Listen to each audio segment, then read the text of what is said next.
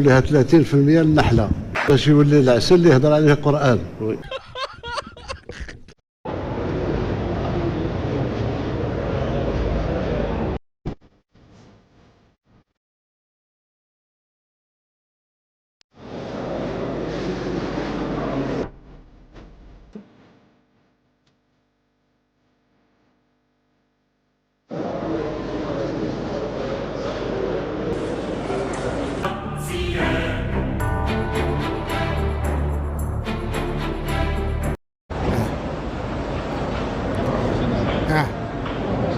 سير الله يعاون.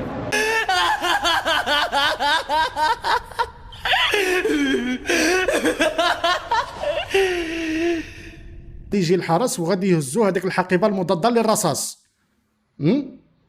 غادي يجيبوا هذيك الحقيبه المضاده للرصاص. ها انتم شوفوا الانتشار ديال الحرس. طلعوه بالزربه وكانهم كانوا خايفين من اطلاق نار. والسؤال المطروح: ماذا يحصل في زريبة الجزائر؟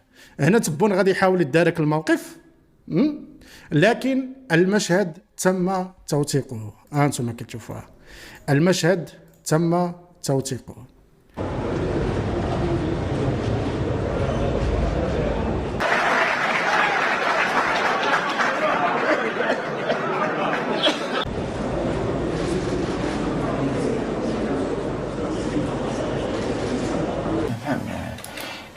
مزيان.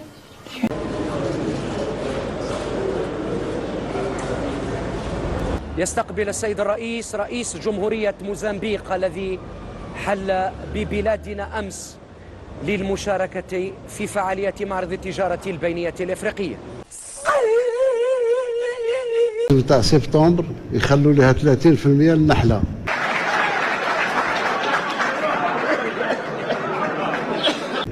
باش يولي العسل اللي يهضر عليه القران.